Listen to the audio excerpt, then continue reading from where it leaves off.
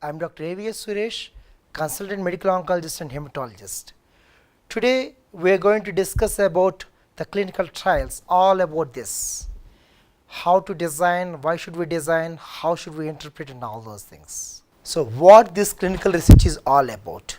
The clinical trials is a part of the entire gamut of the clinical research, which includes basic research and observational research. Typically we do the basic research at the bench in the animals, that is in the laboratories and in the veterinary centers, whereas we do the human research either in form of a controlled randomized trials, or we do in a larger population called epidemiological research.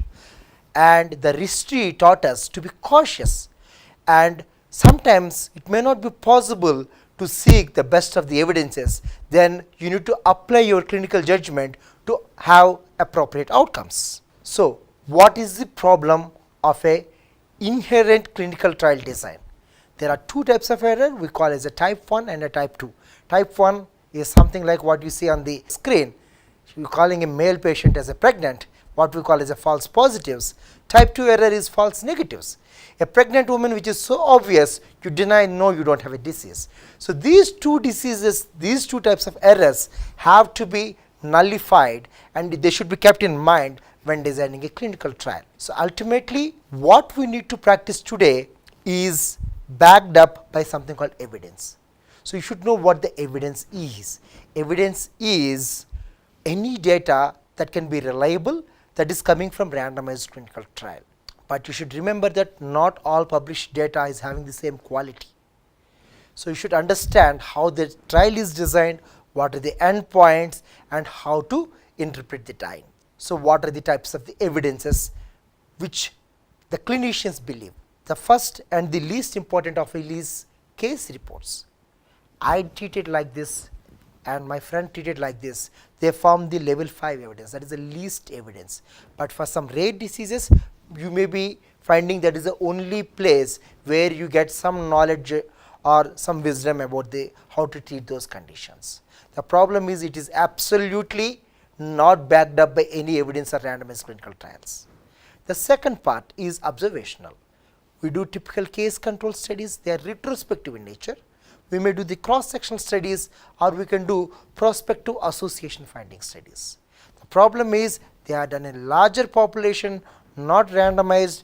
Element of bias is always there, and it is very difficult to predict what is the reliability of such studies, but they are useful under some circumstances like the outbreaks of some diseases. The most important is the typical phase 0 to phase 3 drug developmental trials, which are going to address what dose to be used and other things. And finally you use randomized control trial, which is the gold standard of the clinical research. So when you define a clinical trial, there are 100 things that you can find in the literature, but the most relevant to me is it's a prospective study comparing the effect and values of an intervention or interventions against a control in the human beings. So you split this, each one is having its own value. It's a prospective one. A clinical trial cannot be retrospective. Retrospective becomes an observational one. The second thing is comparative. There should be two arms. So the comparator arm, or we call as a control group, can have interventions, can have placebo, can have standard of care, present or past. Then the third is it should be humans, which is ethically guided by the regulatory guidelines with the informed consents. Any clinical trial, if they say they did in the animal, doesn't mean it is a true clinical human trial. And the intervention can be anything. It can be a drug, device, or a procedure, and the intention can be anything. It can be preventive, therapeutic, diagnostics, or biologic. So that's how I sum up the clinical trials in nutshell. We need to look back and look into the history. If I remember, the clinical trials started close to 400 years ago. That is the latest evidence that I could get from the literature.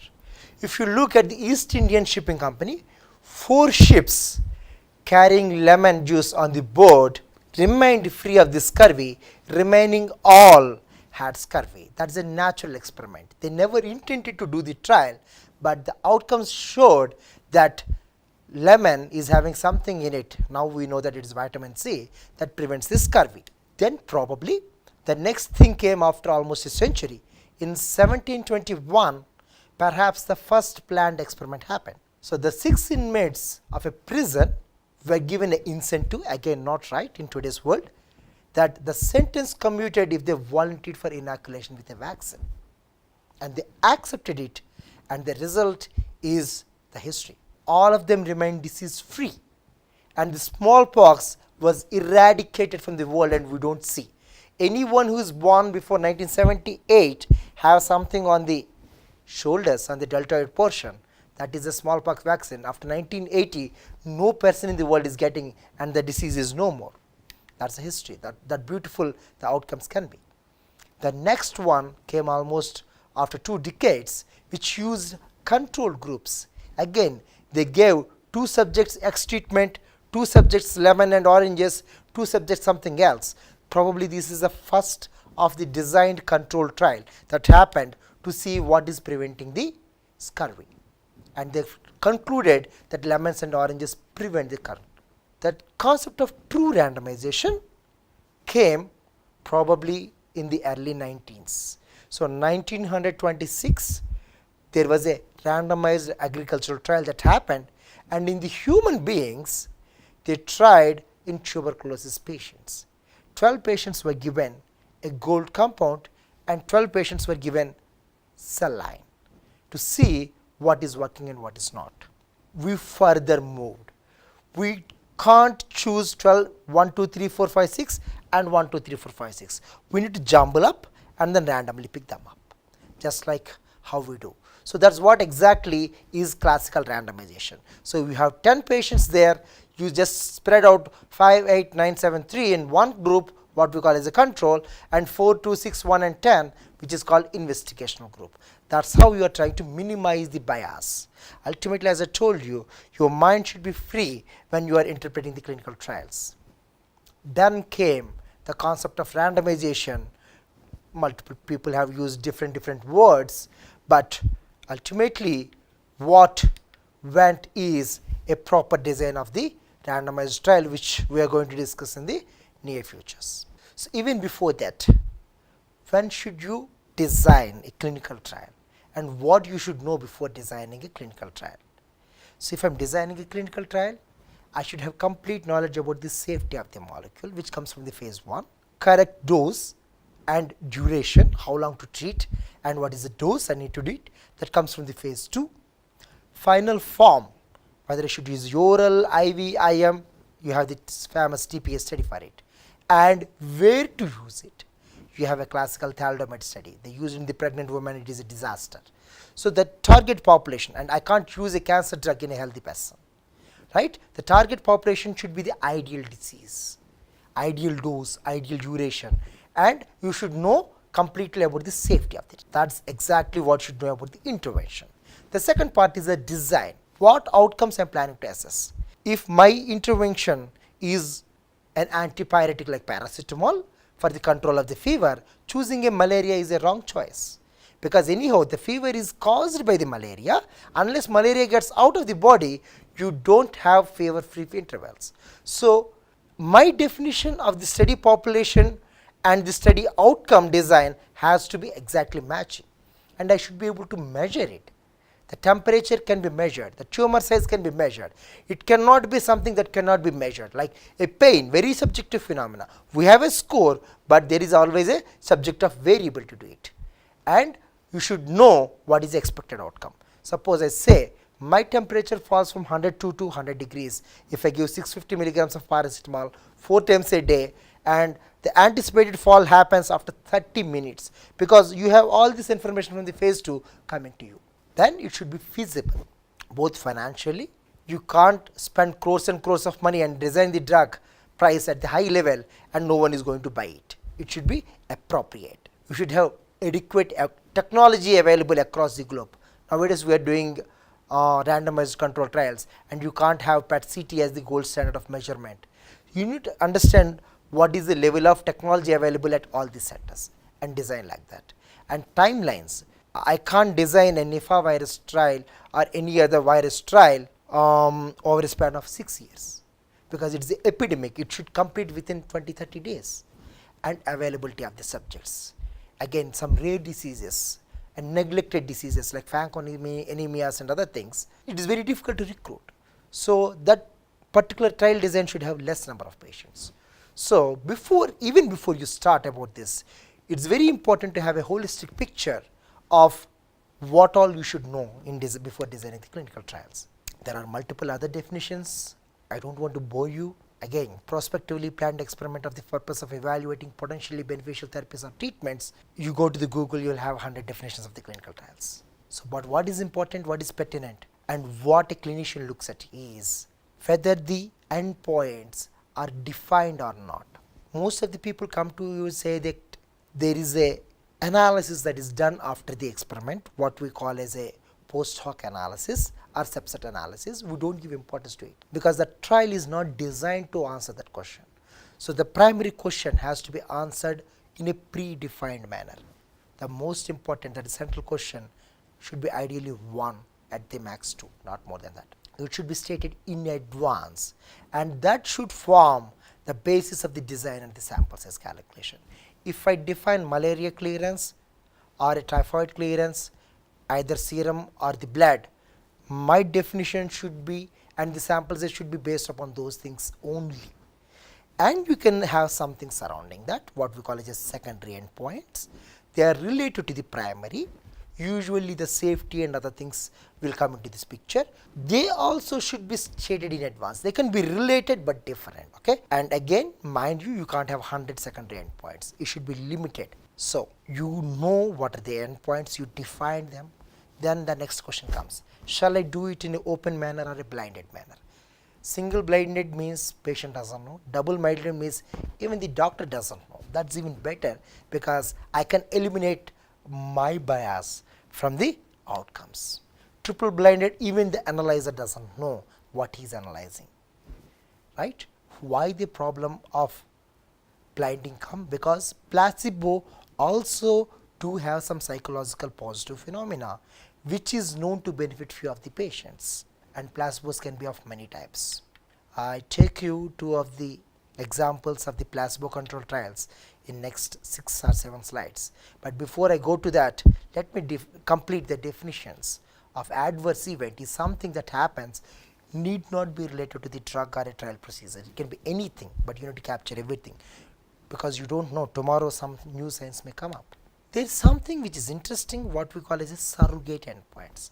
When you know that something is going to happen after 20 years and you can't design the trial for the 20 years, you use some surrogate endpoints. I give some example.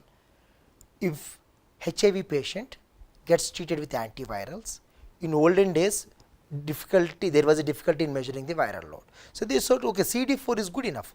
Ultimately, what is the purpose? Your immunity should go up and the virus should be low, and the patient is immune in getting different opportunistic infections. So CD4 is a very valid surrogate for the viral load. Similarly, a tumor has come down, so the patient is living longer. So tumor regression can be an effective surrogate for the long-term outcome. I have a new diabetes drug. It reduces the sugars to a decent level. We expect the patient should have lesser long-term side effect of the diabetes. Similarly, a cholesterol drug for the heart disease.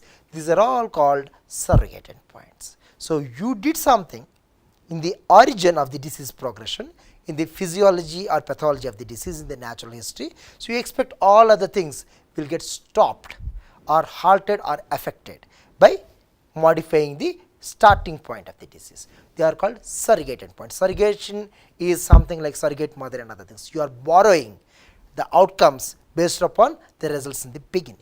So how it happens? The patient comes, a protocol is given to him, you observe the results and then just go into the cycle. And this can be randomized, non-randomized, single versus multicentric, phase 1 to 4. I am going to detail all those things, but the phase 0 is a typical preclinical experiments. Phase 1 is to assess the safety, phase 2 is to find the dose, phase 3 is to compare with the standard of care, phase 4 when you apply in the large population, what happens to those things. The phase 1 trials typically are dose finding studies. There is a change in the concept, but I am going to come to that. But whatever people say phase 1 BA/BE studies are not true phase 1 trials. What you do is, typically you ask one patient to participate, he participates in the clinical trial, and you ask 2 more to participate, and if all the 3 are healthy, you define that this particular dose is safe, and you go to the next dose, you go to the next dose, like that you keep on escalating. The moment you have one patient having side effects which are not acceptable, then you stop at that point. You recruit 3 more patients to see if another patient is developing. If 2 patients out of the 6 are developing, then you call it as a maximum tolerated dose. 33% and above is not acceptable. Anything less than the dose, you are going to choose it. So this is a classical dose escalation trials. There are some other things which I am going to tell you as we progress. But the new concept is, why should I give maximum dose? What is the need? I can simply give maximum effective dose. I mean, imatinib will not work beyond 1200 milligrams, and imatinib's maximum tolerated dose is 6 grams. Why should I do a phase 1 trial for 6 grams? I can as well stop at 1200 milligrams and then say, boss, beyond this it is not going to work. Stop there. So that is a maximum effective dose and minimum effective dose. Stop your phase 1. That is a new concept. Why this is important?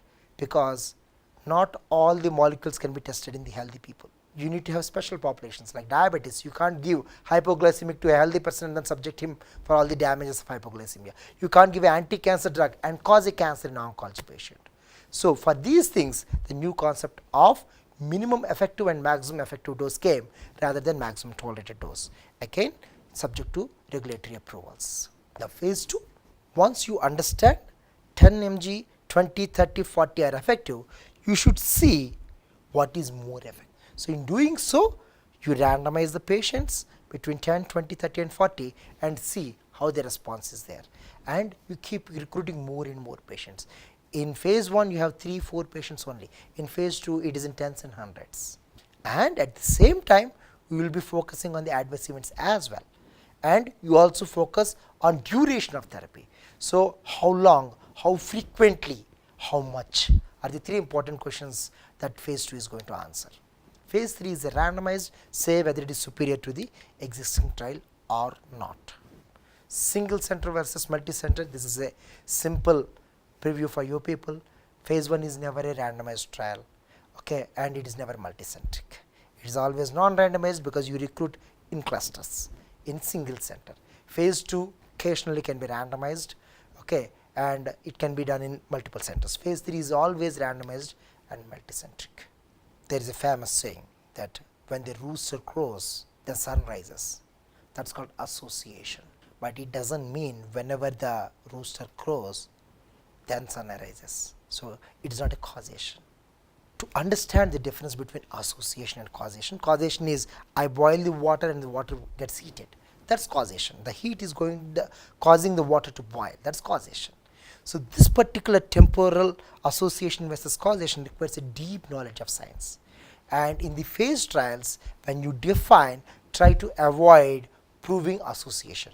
Try to focus on the causation of these things. There are a lot of errors that happen, starting from red meat to the colon cancer, high cholesterol versus rectal cancers, smoking and lung cancers. You can name, there are hundreds of false positives that trials has given because of failure to understand the difference between association and the causation. And few of the trials have failed to understand the side effect profile versus complications. There are some naturally occurring side effects. That's not a complication. Complication is unexpected, untoward thing towards these things. There are some therapies which were accepted prematurely, and you know what happened later. Retrolental fibroplasia. People thought that babies, if you give more oxygen, they will be healthy, but ultimately they turn blind in long run. We started understanding tonsillectomy is not needed for each and every kid. It's not going to reduce the incidence of cold. The bypass surgery, we used to open every heart. Now after stents, we realized that bypass surgery can be restrictedly used. So there are some things that we accepted on prima facie, but later on we changed, and clinical trial well designed is going to prevent this. Nowadays we understand genes are very important, These genes can help in diagnosis, like 921 for the chronic myeloid leukemia. These genes can help in preventing the disease, like BRCA2 for the breast cancer. If it is present, I go for the mastectomy. RET oncogene for the thyroid cancer. I just remove the thyroid immediately after the birth, because 100% all the kids are going to develop thyroid cancer. You can use it for the therapy, like CAR T cells and other things. You genetically engineer the T cells and cure blood cancers. And these gene profilings help in choosing the drug.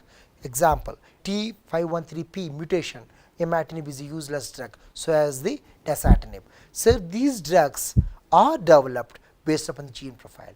So it is now mandatory that whenever I am developing a new drug, I should have the entire genomic profile, starting from the diagnosis to the therapeutic trials, to have a database, so that tomorrow we can get more insights from these things. I told you about the design of the phase trials. Typically, I told you that maximum tolerated dose is designed. And how do I choose this dose? Suppose in mice which is weighing 1 kg, I have given 1 milligram. For 60 kg man, I may be using 60 milligrams. It is not as simple calculation. You need to go back to the graph to understand exactly serum concentration, per body weight, per body surface area. All those things will come into the picture. So multiple designs are there. First, I recruit 3 patients, as I told you earlier. If 1 out of the 3 is having, stop that. Recruit 3 more patients. If 2 out of the 6 are having, stop there. 33% is the cutoff. That is a golden standard. So cluster of 3. There is a new design. Same patient, I use 10 milligrams. Okay, use 20. Okay, use 30, and keep on going up and up. That is called up and down design. Same patient, intra patient.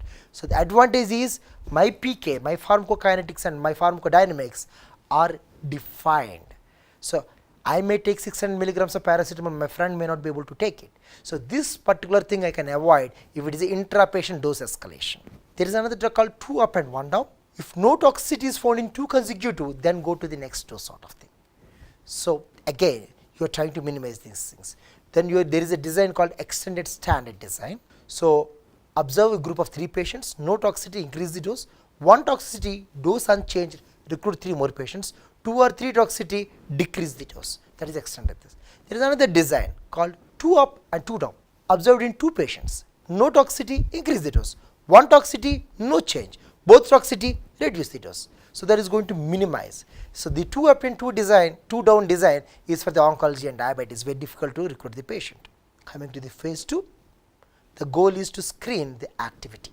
How frequently, how much, and I shouldn't pass a drug from phase 1 to phase 2 unless it is safe, and phase 2 to phase 3 unless I have complete knowledge on the safety profile, dosing, scheduling and route of administration. There is a famous model called Kahan design. There is no control in this model. It is a 2-staged, that is double sampling is done. The goal is to reject useless drug, accept a useful drug. So what I do? I assume that 20% is the efficacy of the drug. Then I will be entering 14 patients. So why this 20 and 14 came into the picture at all? Because if the response rates of any disease is less than 20%, you don't know whether it is because of a placebo effect or a true effect. That's what the world has accepted. So why 14 patients? I give a simple math to you. If one patient is there with 20% chances of success, 80%, that is equal to 0.8, is the probability of failure. If 2 patients, 0.8 into 0.8, 0.64 is the probability of failure. 3 patients, 0.512. Similarly, if you just calculate up to 14th patient, the probability of the drug failing is 0.044, and all you know the magic number, 0.05. If the probability of being an error is less than 0.05, it is statistically significant. So 14 patients are enough to design a 20% efficacy trial. So if the drug is more than 20% effective, at least one patient should have some meaningful outcome. And if one patient you observe meaningful outcome, you are good to go for the phase 3 trial. So this model is wonderful for rare diseases because the sample size is so limited, not randomized, so well backed up by very high mathematical statistical modelings. There are some other models which I don't want to bore you by taking those things where you use the standard of care. I can take the example of nanopaclitaxel, which has been developed by our own Indian company Dabur. So they take standard paclitaxel, 100 milligrams of nanopaclitaxel, 150 milligrams, 200 milligrams. Finally, they need to stop the trial and then just come back, say, hey, 150 is the best dose, and then did a phase 3 comparing with the conventional paclitaxel, found the superiority. The phase 3 trials is pretty interesting because that's when you accept or refuse a drug. There can be superiority trial or inferiority, non-inferiority designs. I mean, if you go dig deep, the entire purpose is to eliminate several biases. So you do randomization, you do blinding, you do concurrently, and all those designs that you do. So what are the design? Parallel design. Two groups given drug at the same time. Withdrawal means if a drug is not working, take that out. Groups are clusters, crossover, factorial, large simple, genetic based, basket designs, same outcome designs. There are 150 phase 3 designs. Let's touch upon the important ones. So the goals of superiority trials is to say that this X is better than the Y, and non-inferiority is to say that X is definitely as effective as Y, if not superior. It is definitely not inferior and is safer. So that's how you design the non-inferiority trials or a biosimilar trials. So why you design non-inferiority? When the new treatment is less cost effective, I mean less costly, or it's having less toxicity or less invasive, then you design the non-inferiority trial. Suppose if a intramuscular methylcobalamin can be converted safely to oral, I choose a non-inferiority trial. If a biosimilar of Avastin or bevacizumab is $100,000 is going to cost only $10,000, I design a new trial of non-inferiority. If a paclitaxel conventional is having some allergic reactions, and if I do it nanoalbumin bound paclitaxel, it is having less toxicity, I do a non-inferiority trial. I am not changing the drug here, by the way. The drug remains the same, but the model is of delivery and other things are going to change. So hence the cost may come down, the toxicity may come down, or the invasiveness may come down. So that's when you design a non-inferiority trial. Again, you use placebo. You can use a double sham, okay, and no treatment plus placebo versus standard of care versus placebo. That is going to give the best results, but not always ethical and not always practical. I give the example of ascorbic acid versus placebo in blinded and unblinded subjects. See here, the NIH cold study. The subjects were blinded, they don't know what they are taking. The placebo have 6.3 days of cold. Ascorbic is slightly worse, 6.5 days, no difference. But when I unblinded the subject, they told, boss, I am receiving a placebo, I have more cold, 8.5 days. And those receiving ascorbic acid told, no, I am feeling better, and my cold duration is 4.8. That's exactly what happens when you unblind, because the element of bias from the patient doctors jumps into the trial design. So that is very important to understand why blinding should be there and why there should be randomization. You can always choose the historical controls when the prospective is not possible, but we don't prefer that. We prefer prospective randomized controlled trials. The problem with randomized controlled trials is because there are two arms, the sample size swells up, it doubles. It's acceptable to most of the world, but sometimes we do accept non-randomized trials also, and it's very complex to design it and execute it. However, you can generalize the results. The ethics of randomization always remains a question. I might be getting a better drug by chance, and why I'm depriving my colleague, but that's how the science is. Otherwise, the element of bias is going to produce more worse results. We discussed about the fundamental principles, randomization as well as blinding, assuming that how to design these things. 10 patients came to me, 5 will go to arm A, 5 will go to arm B. This is called parallel design. Run-in design is slightly different. You have 100 patients, you give the drug for some time, and few of them may drop out, then randomize. Further modification. In the run-in period, because of this toxicities or any unacceptable things, if they drop out, then you have the selected pool of patients who are more likely to complete the clinical trials on time. So then you randomize them. Then the dropouts and unequal sample size will be less, and the results becomes more predictable. there is something called withdrawal. Suppose if A is doing much better and at an X level it is not able to do it, then I will just withdraw. So, we have different disease stages and populations can be withdrawn at appropriate trial. You can crossover. I receive paracetamol for fever control for first 5 days, then next 5 days I receive naproxen. So, if the question is which is superior, I myself as acting as a case as well as a control. So, the PKPD, pharmacokinetic pharmacodynamic uncertainties are nullified. So, you exactly know which patient naproxen is better, which patient paracetamol is better. And similarly, treatment BA, the other patient is given BA. Like that, in a whole population, all the people will be receiving both. Ethically very correct, and you have more scientific outputs if you do the subset analysis. You have to plan it, mind you. And lastly, phase 4 trials, where standard of care is given to a large population, at least 200, because you need to catch 0.5% side effects. So, to catch 1% side effect, I need to have 100. To catch 0.5%, I need to have 200 patients. And then see whether my drug is performing in the market conditions appropriately or not. There are some other words like pharmacovigilance, which is an ongoing process, which are added to those things. So, this is all in nutshell about the story of phase trials, starting from 1600s to 2016. Hope by end of this lecture, you are slightly more knowledge about the types of the trial, the various designs, and how it is interpreted, and how to read a clinical trial and design a clinical trial. Thank you.